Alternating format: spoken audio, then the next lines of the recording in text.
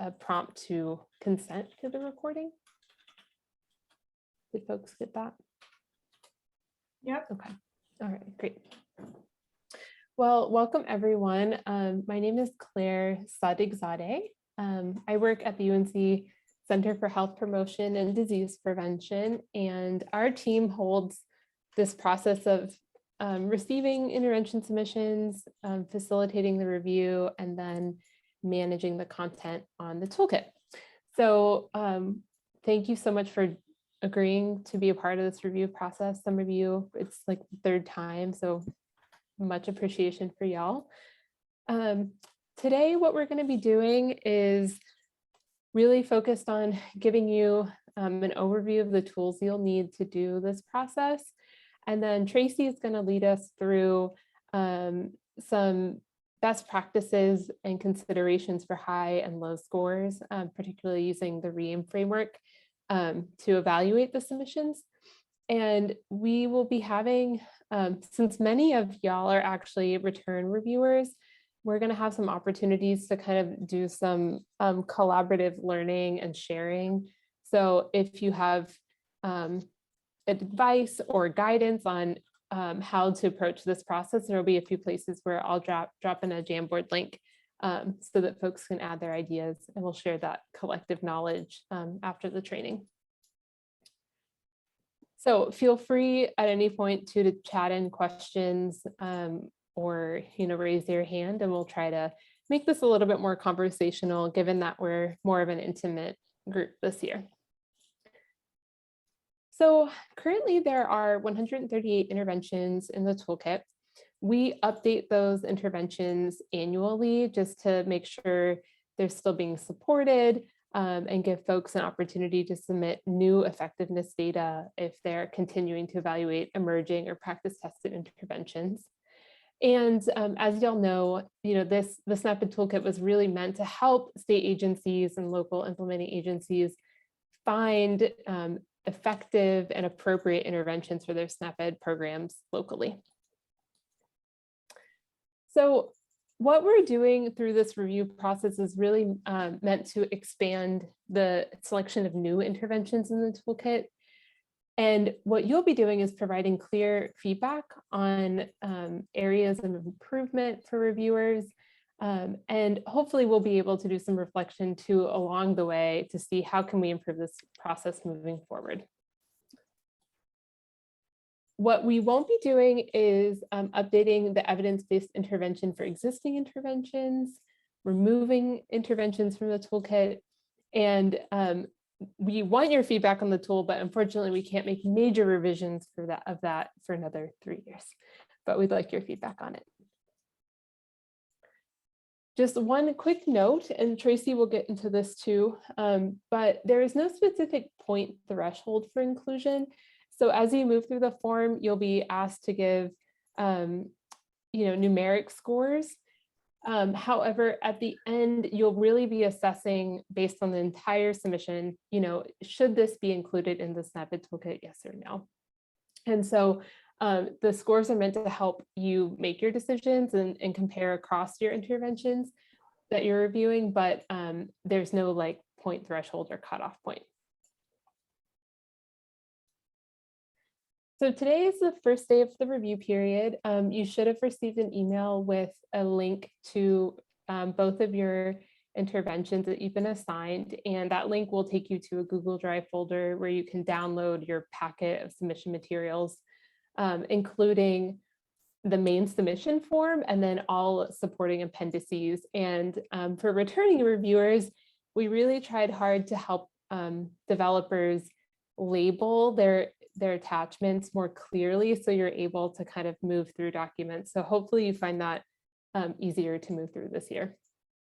Then we will ask folks to submit their reviews by March 20th via the Qualtrics form, and I'll be sending that out on February 9th. And then in April, we'll announce decisions to intervention developers and work with them to get everything online, hopefully by June. Okay, quickly on how to use the Qualtrics form. On Wednesday, you'll get an email that will look like this. and there will be a highlighted link to the survey, which will be your unique link to Qualtrics. And you'll be able to use this link to return to your scoring tool as many times as you need. So it will save automatically as you work through. And it will also be, kind of your unique one for both interventions that you've been assigned. So, when we translated the PDF form to Qualtrics, it looks pretty similar, except, for example, this question here will kind of be laid out in this format with the drop box underneath to select your total score, and to provide your reviewer comments will be below. The drop-down menu is to score each question, and 0 is an option, but there are only whole numbers. So again, it's meant to help you make a final determination. So, feel free to pick the one that's best for you. Some of the questions are required. So actually all numeric scores will be required, but comments are optional but encouraged. And while these comments aren't shared with reviewers, they are really helpful for us, especially in the case where we need to kind of make a final determination or tie break. And they can help you just kind of organize your thinking around that. They also help us understand what factors into a high score or lower score, as you'll see later, so that we can adjust the training as needed and provide better technical assistance. When you first enter into the Qualtrics form, it's going to ask you for the intervention name that you are scoring. And so then you'll see that through the full form for that first intervention to help you stay organized, since you'll have 2. There's a progress bar and navigation arrows. So the progress bar, it won't change between 0 and 100, but the shaded in part will change as you move forward. And the navigation arrows will allow you to move back and forth through the intervention scoring tool until you're at the final end of the survey, which I'll show you in a second. So before you make your final determination, the Qualtrics survey will sum your scores for you. It will give you a reminder of the total number of points that you assigned for each dimension of REAIM. So in this first slot here, and then it will also remind you of the maximum possible points allotted for each dimension, and then the total. Again, there's no threshold for inclusion, but again, just kind of there as a benchmark for you. So the final page you will get to will ask, do you have another intervention to review? Since everyone has 2, the first time you see this, you'll hit yes. The second time you'll hit no, and it will terminate the survey for you. If for some reason you accidentally submit your survey before you're done, it's no problem. We can reopen that and send you the link so that you can re-access your application with all of your data saved. So don't worry if that happens to you. We can definitely get it back. Okay, that's all the boring technical things, but hopefully that makes you feel ready to dive into the Qualtrics and get your scores in. If you have any questions or need technical support, you can always reach out to us. So I'm going to hand it over to Tracy to talk about scoring. Thanks, Claire. Yeah, so I'm going to spend some time this afternoon talking about the intervention scoring tool. And for those of you who have reviewed interventions before, hopefully this just can help kind of reorient you to the process and the tool. And then for those who are new to the process, hopefully this will just help to familiarize you with the tool and the review process. Next slide. So today we'll work through the topics that are shown here. We'll talk first about applying REAIM to the review process. And in doing so, what we'll do is I'll first provide you with an overview of the questions that are within each REAIM dimension. And then we'll take a closer look at one question within each dimension in greater detail. So we'll look at reviewer comments from previous years' reviews that were associated with either higher or lower scores on the particular question. And just to quickly highlight, we haven't pulled these comments, aren't verbatim, but we have modified them such that the main points of the conversation, the comments have been preserved. And then one other thing that we're going to include in here, in that in the training that we held for those submitting interventions for reviews, we did offer several reflection questions around equity considerations. So we're going to share these with you. Although the submission and scoring tools don't explicitly ask about equity, we included these questions just as we all continue to learn how and what it means to meaningful center and evaluate equity in SNAP-Ed. So additionally, we'll touch on reviewing the effectiveness data and then also suggesting appropriate evidence-based classifications for the intervention. And then, as Claire mentioned, we're going to pause throughout just to get some feedback from you all based on your experience. So next slide. So we're going to take a first look at reach. And the overall question for this dimension asks, how many people are exposed or served, and are they representative? So you can see here, there are two what we're terming medium point value questions. So you'll see on this slide and the other ones around the dimensions, we're kind of grouping the questions in terms of small, medium, and high point value, just to give you a sense of the different questions that are included. So there are two medium point value questions for reach that are summarized here, and then the bullets underneath each questions are aspects that are important to consider as you work to answer the questions. I won't go into too many specifics on this slide or the other ones in terms of the bullets listed here, but rather just wanting to give you a sense or a snapshot of what is covered in the reach section. And so we'll take a closer look at the second question, which has you assess if the intervention was appropriate for the intended audience. Next slide. So here we can see some responses from reviewers that correspond with higher or lower scores for this particular question. The next slide, please, Claire. So here what I've done is to highlight some of the responses from the higher scores in this reach question. So we can see in the first bullet that the reviewer commented on how there was a great deal of field testing and refinement of the curriculum. And this feedback was based on information gathered from participants and educators.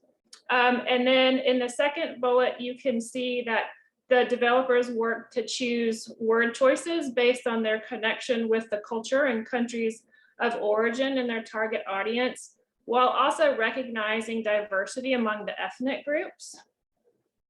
And then lastly, the reviewer's comment speaks more to the resource commitments of the intervention. So we can really see here that there was evidence for how the acceptability of the intervention was assessed, how cultural needs and preferences were thoughtfully considered and integrated, and then what resources were needed for the intervention. So all these together really help us to answer the question if the intervention was appropriate for the intended audience. So then we can look next on the comments from the lower scores to the same question. And so we can see here that there were more concerns around the resource commitments of the intervention, such as in terms of cost and human resources. And then the other two comments touch on some ambiguity if the language or materials were even tested with the target audience, as well as how or if pilot testing feedback was actually incorporated into the intervention. So this ambiguity and also the resource commitment concerns resulted in lower scores for this particular question. Next slide.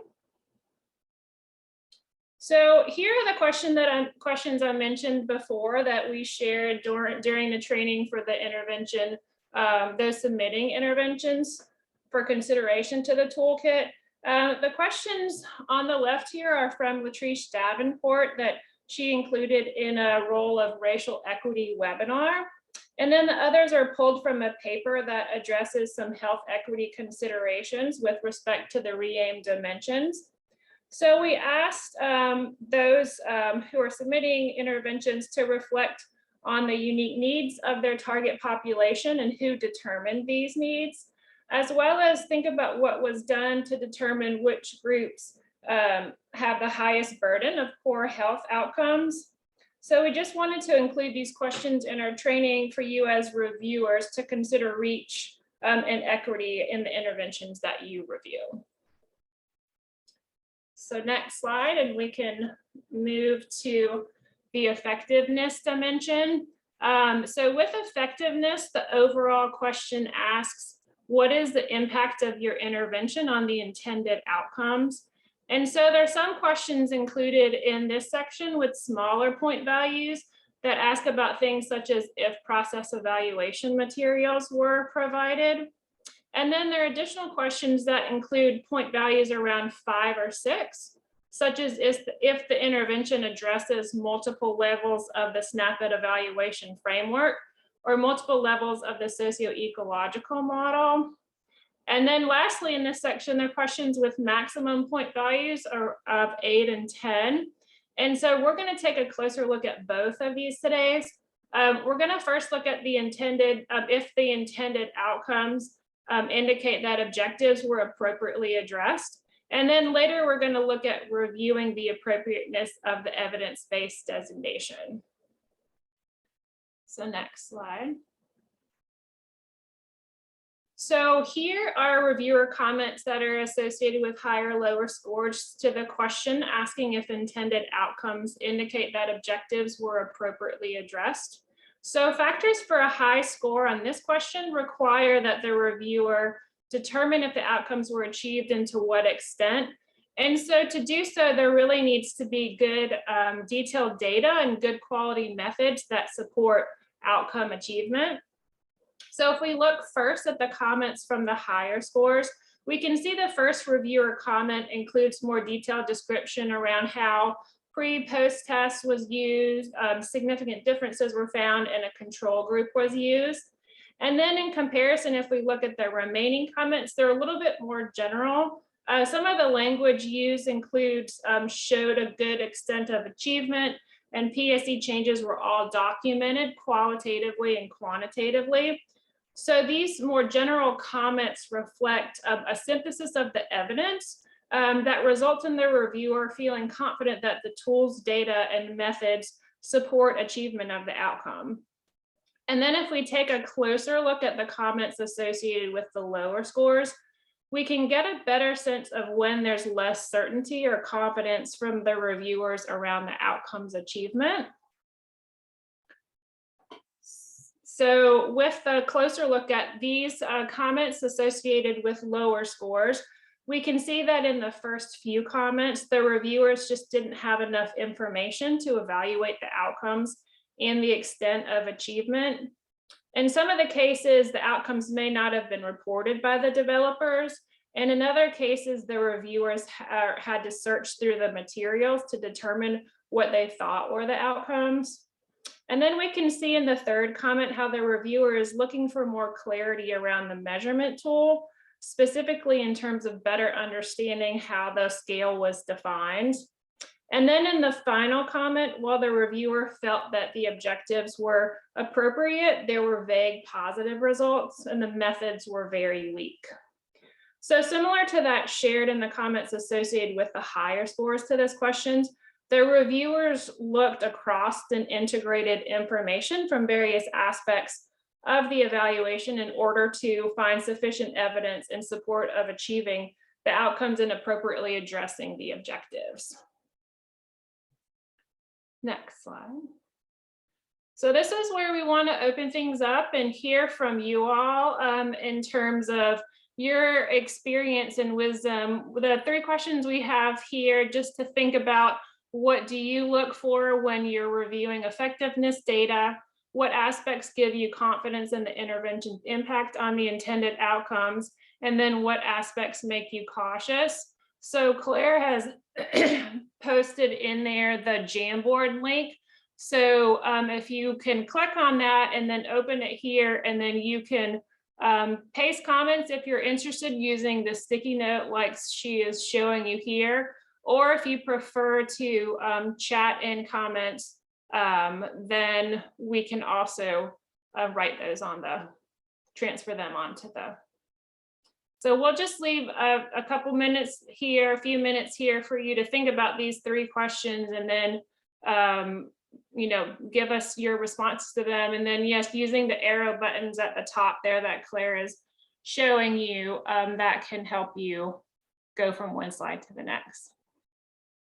Sarah, thank you for your comment. And all the reviewers here are also very skilled evaluators and have experience in other review processes too. So even if this is your first rodeo with us, you might also have experience and thoughts from other evaluation or review processes you've been involved with.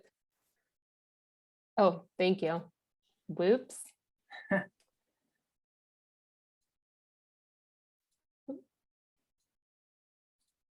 Okay, let's try that again. All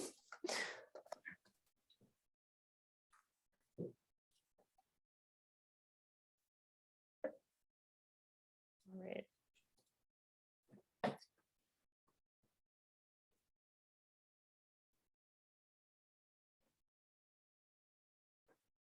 Are folks able to add now?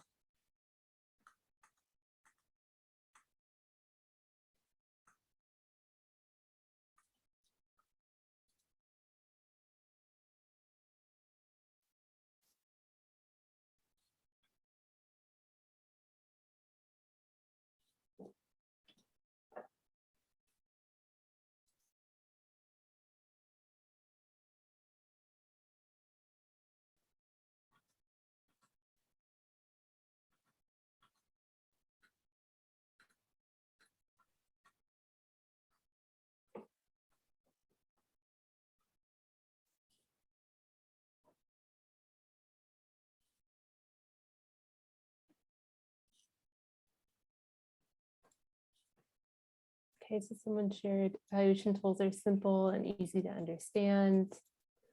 I think that's particularly important for thinking about SnapEd programming, and so thinking about language, burden, right, all of those things. Pre and post survey data, if it's an individual level intervention, could be a bit trickier for PSCs. So true. So maybe something that's kind of, I think it's helpful when people kind of share their intentionality behind those, especially for PSCs. Definitions of outcomes and how they were measured. Great. For aspects that give you confidence that it is feasible and reliable in the field. Target audience was engaged in the development. That's great. And that's definitely something to consider as we're moving towards centering user voices. What aspects make you cautious? Small data sets and outcomes with low numbers of participants. That's a good one. And I'm wondering, Tracy, if you might want to say anything in regards, especially if it's like an emerging or practice tested intervention, perhaps. Yeah, I mean, I think in terms of the emerging, I think there's, there's more focus on kind of the underlying logic behind it. So you may not actually have some of those outcomes there. So that would kind of give you a different look, you would be looking at something a little bit differently. And then in terms of the practice tested, I think that's definitely helpful in terms of kind of looking at the sample size, but also, looking at attrition or other things that might come into play that could impact the results. Thank you all so much for sharing. These will be open now and people will be able to add to them. So thank you everyone, Kay and Sarah, who told me that I need to change the settings. So keep adding to this, and we'll share this too at the end as another resource for when you're reviewing. Okay. Yeah, definitely. As we continue to go through, if something comes to mind, please feel free to just keep adding. So, yep, so just to close out the effectiveness section, these are the questions, the equity consideration questions that we would just invite you to consider as they relate to effectiveness. For example, is there information shared around who defined success, who determined what outcomes were prioritized, what policies or procedures ensured that program outcomes ultimately serve the needs of the community members. And then just looking at if the impacts were equitably distributed across the groups based on social determinants of health. And then if there were certain groups that may have experienced higher levels of negative impacts or burdens. So next slide, we'll move into the adoption section. And the overall question for the adoption section asks how many settings or sectors are involved and are they representative? So there's some smaller point value questions that you can see that are listed here. And then also there are 2 medium point value questions in this section, one of which has you consider the appropriateness of the intervention for the setting where it's implemented, and then the second looks at how the intervention engages partners in order to affect change across multiple levels of the SNAP-Ed evaluation framework or socio-ecological model. And so we're going to take a closer look at this second question as we look at the higher and lower scores associated with it. So here for this question, factors for a high score include a mix of partners, sectors of influence, the ability of the setting to reach the SNAP-Ed target audience, and then the availability of the setting in communities of needs.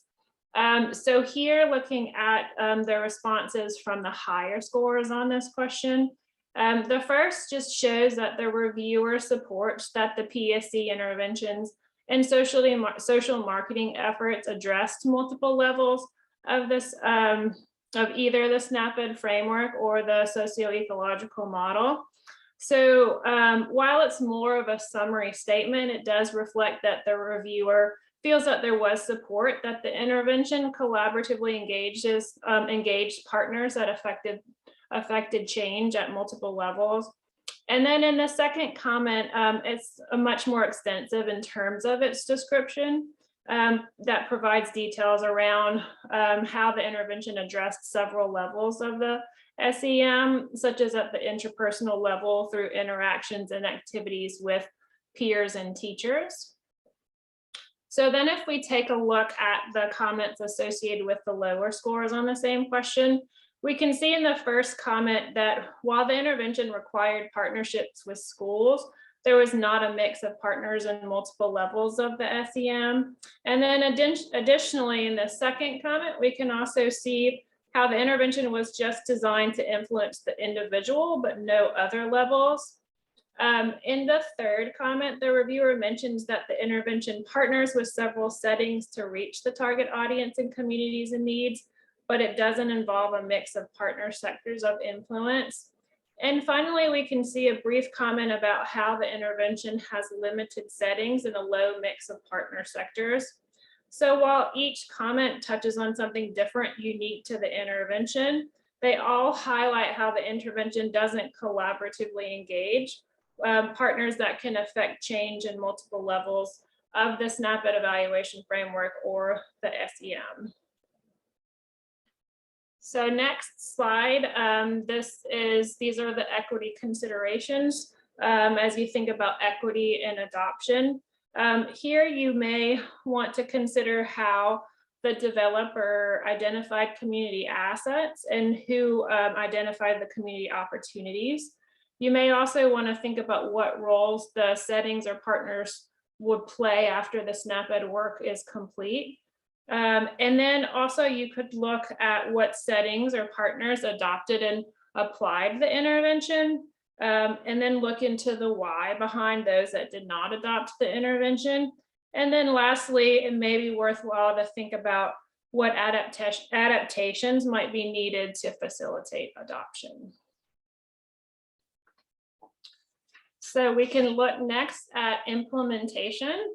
And the overall question for implementation asks, Were the required activities of your intervention successfully implemented? So there's a one small point value question that looks at the availability of training materials. And then there are a couple medium point value question. One has you evaluate how clear and easy to follow the implementation directions and materials are. And then a second question has you look more closely at the methods used to ensure program fidelity. And then lastly, there's one high point value question, which we'll take a closer look at. And it has you assess if the intervention's main components or critical features are reasonably feasible to replicate with fidelity. So next, so factors for a high score on this question include clear understanding of what resources are needed for implementation, the availability and feasibility of methods for ensuring intervention fidelity, and the ability for adoption of the intervention by another organization, specifically one with limited resources. So if we look at the factors or comments associated with high scores, the first reviewer comment touches on some of these factors, as the comment mentions clearly described lessons, required resources reasonable, seem to replicate, especially if funding can be leveraged from other agencies or in-kind contributions. And then similarly, in the second comment, the reviewer mentions how easy to follow the materials are for replication. And there's also mention that the intervention materials have a good level of detail and value. And then in the final two comments, one touches on extensive online training and videos that ensure consistent training. And then the final comment describes lessons that have detailed instructions that allow for feasible replication with relatively low resources. So then if we look at reviewer comments associated with lower scores on the question, we can see in the first comment how there are reviewer concerns around how an organization with limited resources could implement all components of the intervention. Another reviewer concerns expressed in the second comment are how the intervention requires a high level of understanding of underlying concepts, and this need could impact its current use.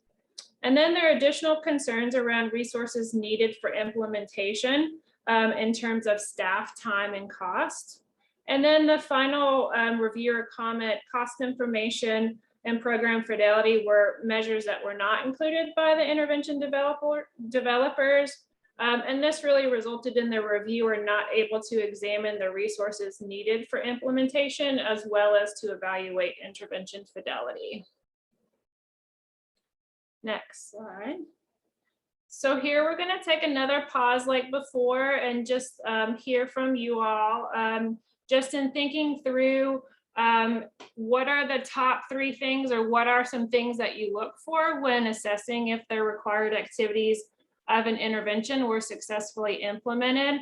And then in turn, are there things that might give you pause, or things that you don't see that you would want to see? So we'll use that same Jamboard process, and then you can add some sticky notes.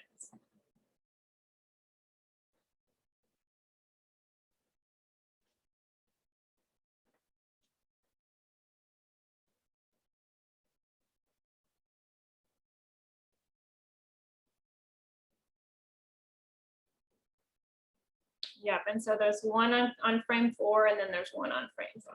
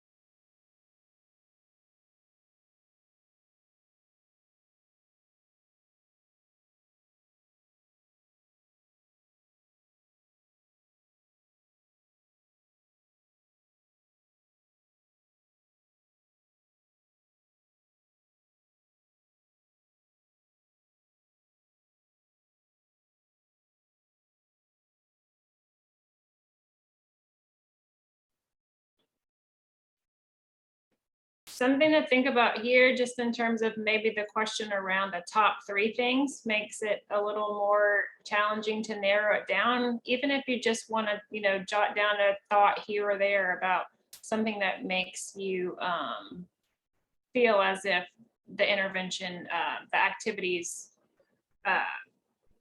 help you to feel like they were successfully implemented.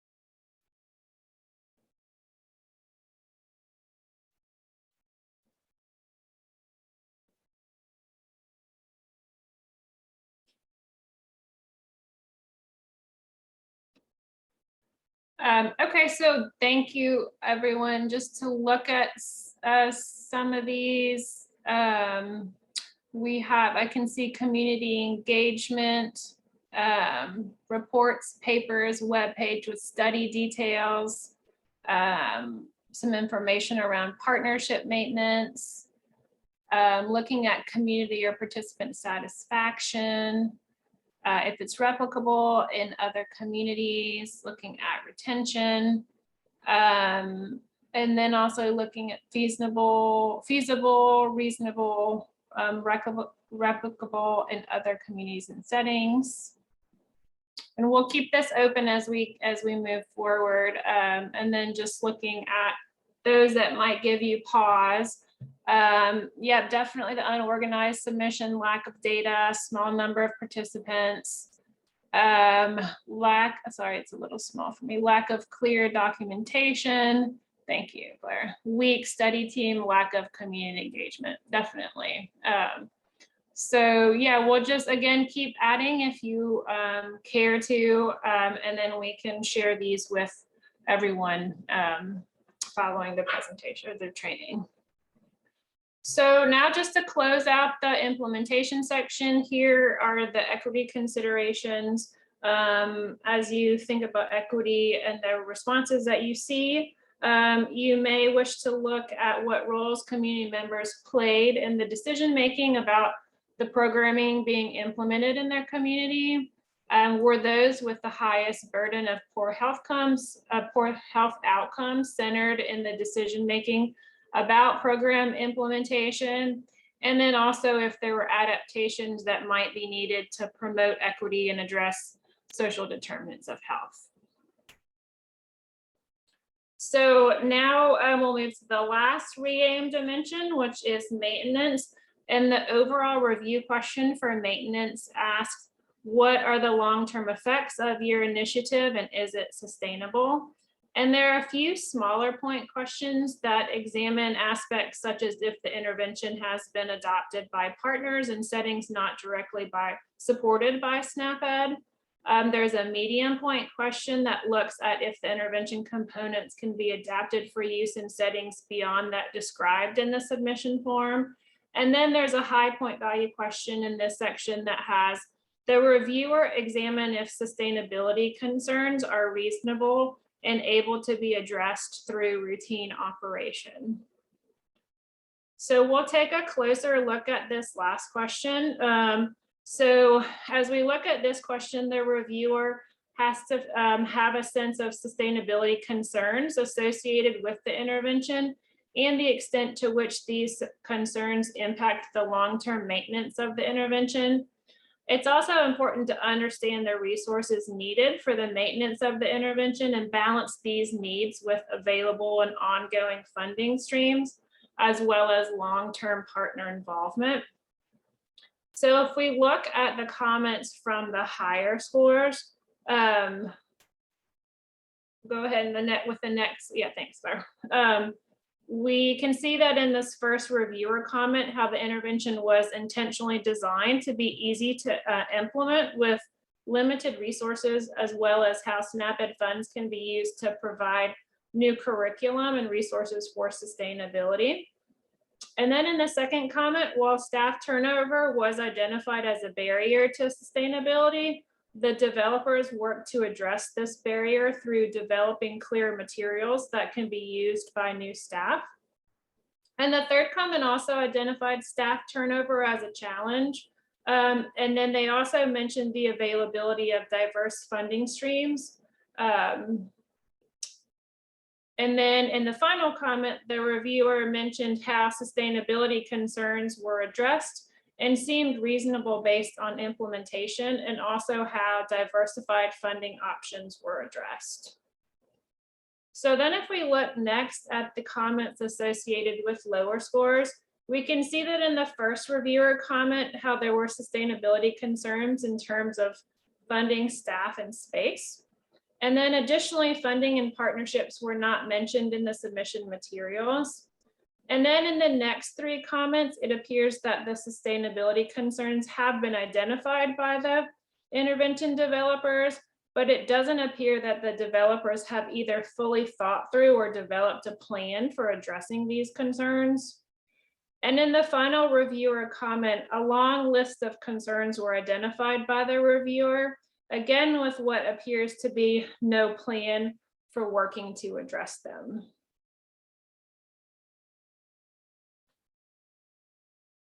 Next slide, thanks.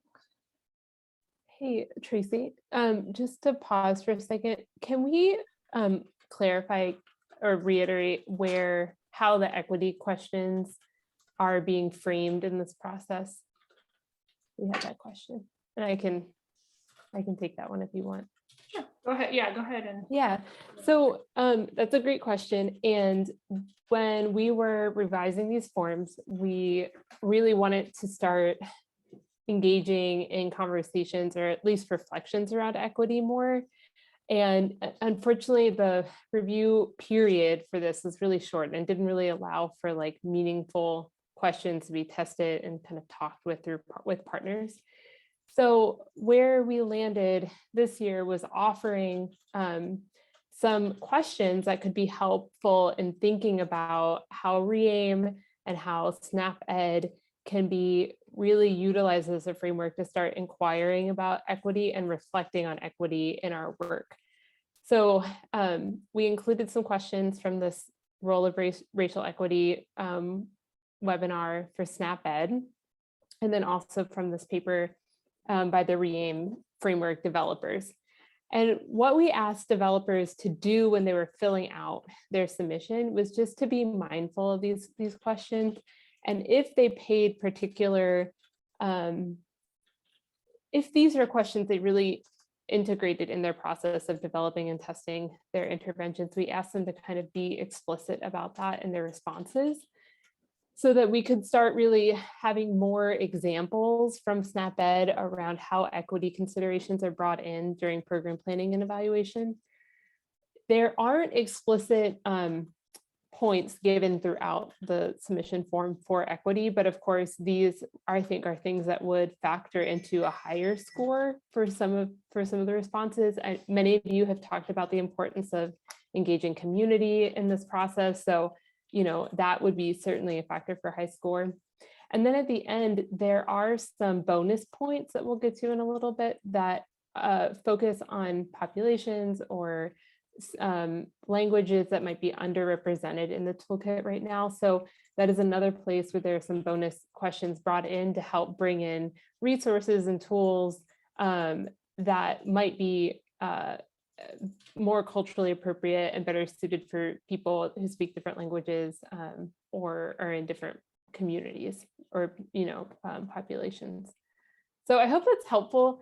We also wanted just to start like integrating this more so that these questions become part of this process in our thinking. And so we saw it, especially for the developer submission process, is also kind of a capacity building thought exercise too. So I hope that's helpful. And we hope that in future iterations of this, equity is really factored into that that scoring mechanism. And I think this will be really helpful for the first year that we've kind of been explicit about that, to see what does that look like, to generate some examples for SNAP-Ed specifically. So, okay, I'm glad that was insightful. And also would really love folks' feedback on this too. It's something we're not saying is perfect right now, and hopefully it's kind of a longer conversation moving forward. Okay.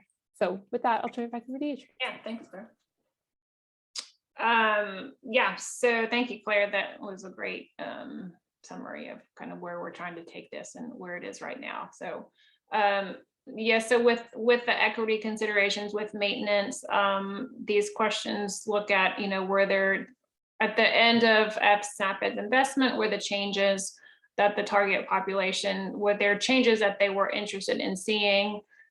Is the intervention being equitably sustained? And then are there adaptations to the intervention that reduce or exacerbate health equities over time? So now we're going to shift towards looking at the evidence-based classifications. The table here looks at the 3 evidence-based classifications and then how they can be grouped by various factors. So if we look at the table from bottom up, we can see that all 3 classifications require that there's documentation of process evaluation as well as formative work. And then there's more variation across the classifications when we look at the evaluation outcomes. So for the emerging classification, the intervention may not have been formally evaluated, but it's based on an underlying theory or logic that has the potential for obesity prevention. For the practice tested classification, there are positive effects on individual behaviors, food or environments, or policies that have been shown. And then with the research tested classification, there are significant effects on individual behaviors, food or physical activity, environments, or policies that have been shown. And then these findings have been published in the peer-reviewed literature or external evaluation reports. And then these varying levels of testing and reporting on the intervention are associated with varying levels of scientific rigor. And so while an intervention might begin with an emerging classification, with the application of a more developed and high quality methodology to test the intervention, it has the potential to move along the classifications system into becoming practice tested or research tested. So to get a better understanding of this, if you want to move to the next slide, we've taken the question from, this is from the effectiveness section, that asks if supporting documentation indicates that the intervention is evidence-based at a level that is appropriate for its stage of development. Again, here looking at the higher and lower scores, comments from higher and lower scores. So if we look at the comments from the higher scores, if we want to click to the next slide, Claire, there's some underlines there. We can see the first comment, the developers mentioned a list of publications, including a randomized controlled trial that help to indicate that it's a research tested classification. In the second comment, the reviewer agrees with the practice tested designation, and it references data supporting the evaluation, and then also mentions how the materials are appropriate for the target audience. And then in the final comment, again, we see the agreement for the emerging classification with mention of how additional evaluation could move it into being practice tested. And then if we look at comments from the lower scores, for the first 2, we can see that there really wasn't enough in terms of attachments or summaries around the data or the methods in order to support the designations. And then lastly, the reviewers comment as the developers say that it's practice tested, but their reviewer felt that it was better classified as emerging based on the evaluation being weak in terms of a post-test only, and then using leading questions. So next slide, here is where we want to just gather some more ideas from you Again, just in your opinion, what elements are helpful in terms of providing helpful or constructive feedback? And so here, just, share your thoughts and ideas in terms of what might be helpful as you're giving feedback on the intervention. I wanted just to, I wrote this earlier, but so throughout the application, you can provide comments. And like I mentioned, it's really helpful for us to see, what are elements that are stronger or weaker in a score, especially if there's discrepancies between reviewers. Each intervention receives 3 reviews. So sometimes there can be some outlier reviews that we need to kind of dig into a little bit more. But there really is only one box that we share with reviewers. And so we, especially if you suggest that an intervention isn't quite ready to be included as an evidence-based intervention in the toolkit, this is where really having some good feedback for them can be collegial, helpful, and because that is what we share back with developers if their interventions haven't been included for review. So while people are sharing that, I can bring up the form really fast and just share what that box looks like. And we are, this is kind of our last slide, I think, before we had questions. So I'll leave this up, but if people have questions right now, feel free to drop them into the chat or unmute yourself. But this is what the form looks like. I'm sorry, I'm moving around all of my Zoom control panels. But at the end, there is just, based on your expert review, do you recommend this intervention for inclusion, yes or no? And so if no, you're asked to describe your reasoning and then additional information or actions needed for them to potentially be included in the future during another submission process. And then the same thing for if yes, please describe your reasoning. Everything else is optional in terms of the comment boxes, if that's helpful. So. And I think you did share this, Claire, but just to clarify, so that the last 3 questions are the only 3 things that will be shown to the intervention developers. The other comments are not on the tool, are not shared.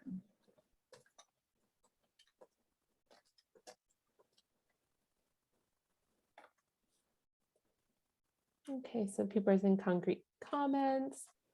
I did my training in health behavior at UNC, and we always were taught the the sandwich of say something nice and then give constructive feedback and then end with a nice thing.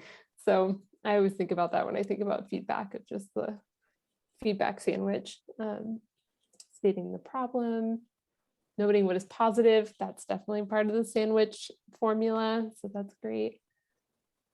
Great. Yeah, we will share the slides and the recording, and I'll also export this Jamboard and share it with folks' thoughts too. Okay, I'm going to switch back to so folks can see our email. Yeah, any other questions we can answer for y'all right now?